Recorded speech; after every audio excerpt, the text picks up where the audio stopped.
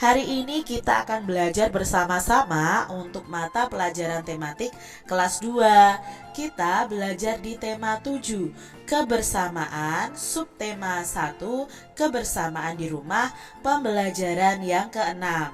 Mari adik-adik kita belajar dengan penuh semangat ya. Berkumpul bersama keluarga. Pada minggu malam, Siti berkumpul bersama keluarga. Ayah dan ibu bercerita tentang fabel. Adik-adik masih ingat ya, fabel itu adalah dongeng tentang hewan. Dengarkan dengan seksama dongeng fabel yang berjudul Sang Kancil dan Cicak Badung. Mari adik-adik kita mendengarkan ya dongeng fabel berjudul Sang Kancil dan Cicak Badung.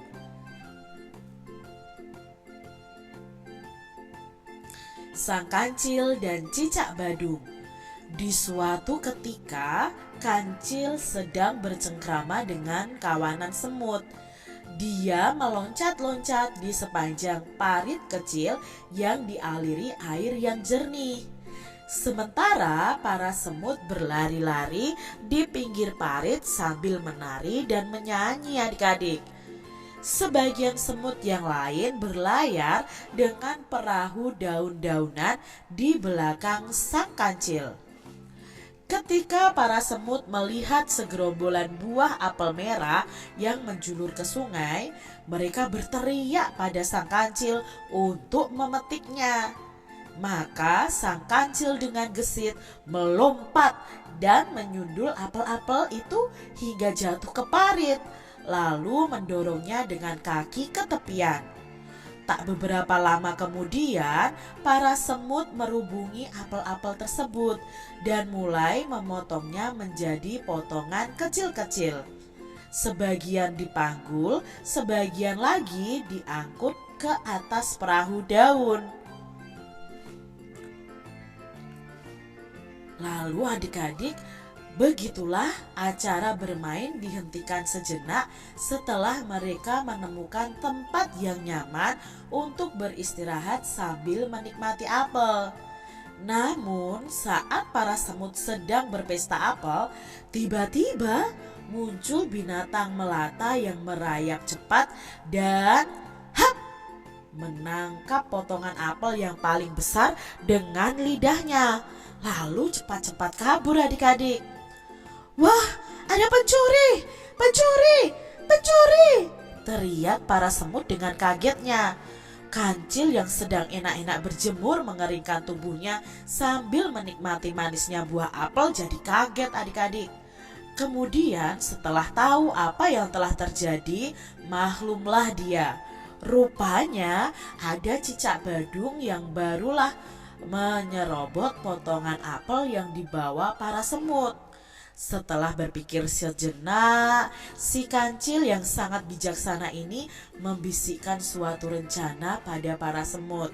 Sontak setelah mendengar kata-kata yang dibisikkan, para semut itu serentak tertawa terpingkal-pingkal adik-adik. Lalu adik-adik, Sang Kancil melompat ke semak-semak dan sebentar kemudian kembali dengan membawa segenggam buah kecil berwarna merah. Para semut membawa potongan buah merah itu sambil sebentar-sebentar itu berhenti karena tak kuat menahan tawa. Rupanya para semut menganggap rencana mereka benar-benar sangat lucu. Pesta dimulai lagi. Para semut kembali makan apel yang telah dipotong kecil-kecil. Buah merah pemberian Sang Kancil sengaja diletakkan di pinggir dan tidak dijaga oleh para semut. Mereka tertawa tertiwi, bergandengan tangan, menari-nari sambil sebentar-sebentar melirik ke tumpukan buah merah. Ada juga yang menyanyi dengan syair lagu yang lucu. Buah merah, enak sekali, jangan lupa kawan, Yang paling manis taruh di pinggir buat dimakan nanti. Tralala, trilili, ucap para semut adik-adik dengan senang. Berikutnya, di saat semut sedang berpesta, tiba-tiba cicak kembali datang dan langsung menangkap buah-buah merah yang diletakkan di pinggir, lalu kabur. Anehnya, bukannya marah, tapi para semut ini malahan tertawa terpingkal-pingkal melihat cicak membawa lari buah-buah itu.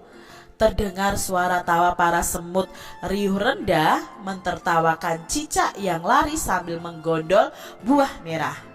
Cicak yang tengah berlari itu bertanya-tanya, mengapa ya para semut itu tertawa terbahak-bahak melihat dia mencuri buah merah. Kemudian dicicipinya buah merah itu. Rasanya manis dan enak. Tak terasa beberapa saat kemudian dia sudah tertidur kekenyangan dan lupa dengan pertanyaan yang timbul dalam benaknya. Saat bangun, si cicak penasaran dengan tawa para semut. Maka dia kembali ke pinggir sungai dan mengintip ingin tahu apa yang aneh dengan para semut. Dilihatnya sang kancil sedang dikerumuni para semut sambil berbicara sesuatu adik-adik. Jadi buah merah tadi bukan cabai ya? Percuma dong kita gagal memberi pelajaran pada si pencuri, kata seekor semut paling besar mewakili teman-temannya.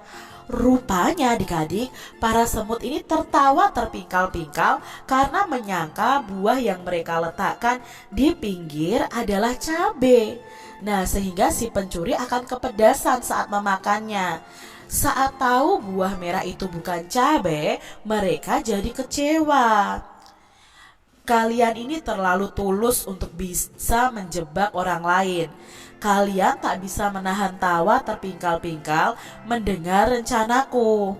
Pastilah si pencuri akan curiga dan meneliti buah yang dicurinya. Saat itu tahu itu cabai, dia tidak akan memakan dan akan kembali untuk mencuri buah lainnya. Jadi aku ganti saja dengan buah stroberi yang banyak di sekitar sini. Biar saja dia kenyang, ntar tidak akan mengganggu kita lagi, kata kancil adik-adik. Para semut saling berpandang-pandangan dan mengakui bahwa mereka itu tidak bisa menahan diri untuk tidak tertawa. Pastilah si pencuri mendengar tawa itu dan jadi curiga. Para semut memang tidak bisa berpura-pura adik-adik. Mereka selalu jujur dalam bertindak dan berkata-kata. Pencurinya adalah si cicak kecil yang bandel. Biarlah nanti aku datang ke rumahnya sambil membawa sekeranjang stroberi dan sedikit nasihat. Biar dia tidak mencuri lagi, kata si kancil. Cicak kecil meneteskan air mata mendengar semua kata-kata si kancil. Rupanya sang kancil ini mengganti cabai dengan stroberi. Bukan saja karena para semut tidak bisa menahan tawa, tapi juga karena dia sayang pada cicak kecil tadi. Buktinya sang kancil akan datang ke rumahnya sambil membawa sekeranjang stroberi. Diam-diam cicak kecil merasa dirinya telah melakukan perbuatan hina pada makhluk-makhluk yang baik hati. Karya Undil tahun 2010. Nah, itu tadi cerita si kancil dan cicak badung adik-adik. Bagus ya ceritanya.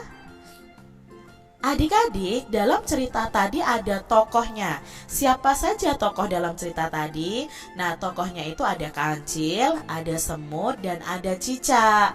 Lalu bagaimana watak atau sifat dari masing-masing tokoh? Nah, kalau kancil tadi sifatnya bagaimana? Oh, dia itu bijaksana, cerdik, dan suka menolong. Kalau semut adik-adik, nah, watak semut ini suka bekerja sama, tidak bisa berbohong atau bersandiwara. Ya, tadi mau menjebak cicak untuk makan cabai, mereka malah tertawa terus ya. Mereka itu jujur, tidak bisa berbohong. Sedangkan cicak tadi watak atau sifatnya itu suka mencuri dan tidak mau bekerja mencari makanan. Nah, amanat atau pesan dari cerita itu untuk adik-adik semua adalah kita itu harus hidup rukun dan kompak. Jangan suka mencuri ya adik-adik seperti cicak tadi. Lalu kita harus mau menolong orang lain. Seperti Kancil kan mau menolong semut dan cicak. Lalu mengingatkan teman yang berbuat salah. Jadi kalau ada teman-teman yang berbuat salah, kalian harus mengingatkan ya adik-adik. Adik-adik, berilah tanda centang untuk perilaku yang menggambarkan kerukunan atau berilah tanda silang untuk perilaku yang tidak menggambarkan kerukunan. Nah, adik-adik untuk gambar yang pertama, apakah ini perilaku yang menggambarkan kerukunan atau tidak adik-adik? Ya, yang pertama ini kan bertengkar dengan temannya, berarti ini tidak menggambarkan kerukunan. Yang kedua di sini adalah berkumpul bersama keluarga. Ya, di sini termasuk dalam perilaku yang menggambarkan kerukunan. Yang ketiga, bermain bersama teman-teman dengan akur nih. Ini menggambarkan kerukunan ya adik-adik. Kalau di sini berebut mainan nih, apakah ini perilaku yang menggambarkan kerukunan? Tentunya tidak adik-adik. Jadi kita beri tanda silang. Adik-adik, di rumah Siti terdapat jam beker atau jam weker ya adik-adik ya. Nah, jam tersebut digunakan sebagai alat bantu untuk bangun pagi. Jam beker memiliki bunyi panjang. Adik-adik perhatikan di sini ada dua benda yaitu jam beker dan kentongan ya. Nah, untuk jam beker biasanya itu bunyinya panjang, sedangkan untuk kentongan yang bunyinya tong begitu kan itu bunyi pendek ya adik-adik. Nah, jika dibandingkan bunyi jam beker atau jam weker itu lebih panjang daripada bunyi kentongan. Adik-adik, sebutkan dua bunyi yang ada di sekitarmu, kemudian tentukan bunyi yang lebih panjang dan bunyi yang lebih pendek. Misalnya di sini Kak Citra ada dua bunyi. Yang pertama ada bel sekolah, yang kedua ada suara pukul meja. Nah, bunyi yang lebih panjang yang mana? Nah, bunyi yang lebih panjang biasanya adalah bel sekolah.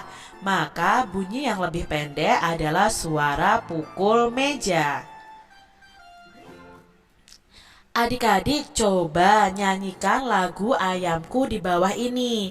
Nah, lagu Ayamku ini ada di channel Kak Citra juga nih adik-adik ya. Video karaoke-nya ada di channel Kak Citra. Nanti linknya Kak Citra akan taruh di bagian bawah. Nah, adik-adik bisa nyanyikan lagu Ayamku. Ya, seperti ini lagunya.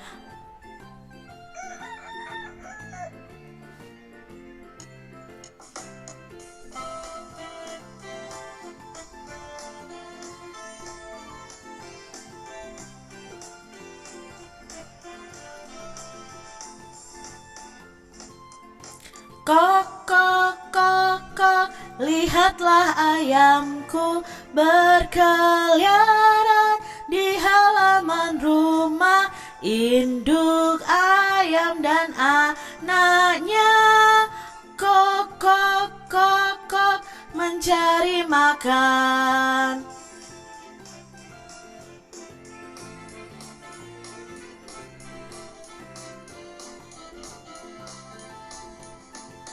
Kok, kok, kok, kok, lihatlah ayamku berkeliaran di halaman rumah. Induk ayam dan anaknya kok, kok, kok, kok, mencari makan.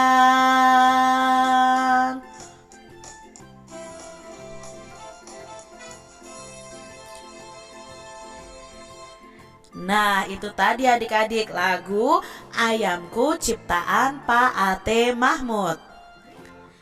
Adik-adik, berilah tanda garis bawah untuk nada yang panjang pada lagu Ayamku berikut ini. Nah, untuk mengetahui lagu yang dinyanyikan panjang, adik-adik harus tahu ini nih. Jika ada nada yang berdiri sendiri, maka nada itu dinyanyikan dengan satu ketukan. Nah, di sini misalnya contohnya ya, nada sol ya. Kalau 5 itu dalam lagu itu dinyanyikan sol ya. Nah, di sini sol ini hanya ada satu ketukan. Maka jika nada dinyanyikan satu ketukan, syair ini dinyanyikan pendek. Berbeda jika ada nada lalu di belakangnya ada tanda titik. Nah, seperti ini adik-adik. Maka nada itu dinyanyikan dua ketukan. Jika nada dinyanyikan dua ketukan, maka syair lagu tersebut dinyanyikan panjang. Maka mana saja yang dinyanyikan panjang pada lagu Ayamku? Yang dinyanyikan panjang yang ini adik-adik. Nya, dan ya dan kan. Ya, induk ayam dan anaknya kok kok kok kok mencari makan. Jadi kalau dinyanyikan dua ketukan, syairnya akan kita nyanyikan lebih panjang. Begitu ya adik-adik. Kancil, semut, dan cicak akhirnya makan buah apel. Cicak menyadari kesalahannya karena telah mencuri apel adik-adik. Berikut ini Siti memiliki 12 buah apel. Siti akan membaginya menjadi beberapa bagian. Nah, mari adik-adik kita mau belajar menghitung buah apel. Itu kalau banyaknya ada 12, kalau setengahnya berapa? Sepertiganya berapa? Seperempatnya berapa? Yuk kita pelajari bersama-sama ya adik-adik. Kumpulan buah apel tersebut ada 12 buah.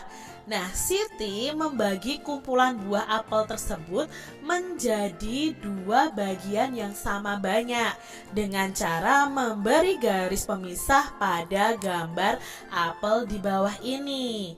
Nah, berapa ya kalau dibagi menjadi dua bagian yang sama banyak? Nah, untuk mencarinya 12 buah dibagi dua, karena di sini dibagi menjadi dua bagian yang sama banyak. 12 dibagi dua ada berapa adik-adik? Di semester 1 sudah belajar pembagian loh. Ya, 12 dibagi dua sama dengan 6. Maka setiap 6 buah apel kita beri garis pembatas 1, 2, 3, 4, 5, 6. Ya, ini berarti kita garis di sini ya. Setiap 6 buah apel ini adalah setengah bagian dari semua apel yang ada. Jadi, masing-masing bagian itu menyatakan pecahan setengah. Ya, setengah dari semua kumpulan buah apel tersebut adalah 6 buah. Jadi kalau kalian punya apel 12, setengahnya itu adalah 6 buah apel. Sekarang adik-adik, kalau kumpulan buahnya 12. Sekarang Siti membagi kumpulan buah apel tersebut menjadi 3 bagian yang sama banyak dengan cara menggambar garis pemisah pada gambar apel di bawah ini. Nah, kalau sepertiga menjadi 3 bagian kan berarti sepertiga bagian. Caranya bagaimana? Ya seperti tadi, 12 dibagi menjadi 3. 12 dibagi 3 itu sama dengan 4. Berarti setiap 4 buah itu nilainya sepertiga. Kita hitung 1, 2, 3, 4. Ya, 4 buah ini lalu kita beri tanda pemisah. Ini nilainya sepertiga bagian. 1, 2, 3, 4. Ini sudah sepertiga lagi. Kita beri tanda pemisah lagi. Ini juga sepertiga bagian. Maka masing-masing bagian ini menyatakan pecahan sepertiga. Sepertiga dari 12 apel atau dari kumpulan buah apel tersebut adalah 4 buah. Jadi kalau kalian punya 12 buah, sepertiga dari 12 buah apel itu adalah 4 buah adik-adik. Nah, sekarang kumpulan buah apel tersebut ada 12 buah. Siti membaginya menjadi 4 bagian yang sama banyak dengan cara memberikan garis pemisahnya. Berarti di sini 12-nya dibagi menjadi 4. Ya, seperempat bagian ya. Berarti ya 12 dibagi 4 sama dengan 3 buah. Maka kita hitung setiap 3 buah itu nilainya seperempat. Kita beri garis pembatas 1, 2, 3. Ini nilainya seperempat. Kita beri garis pembatas. Ini sudah seperempat juga. Lalu ini seperempat adik-adik ya. Jadi di sini masing-masing bagian itu menyatakan pecahan seperempat. Nah, seperempat dari kumpulan buah apel yang ada itu jumlahnya hanya 3 buah.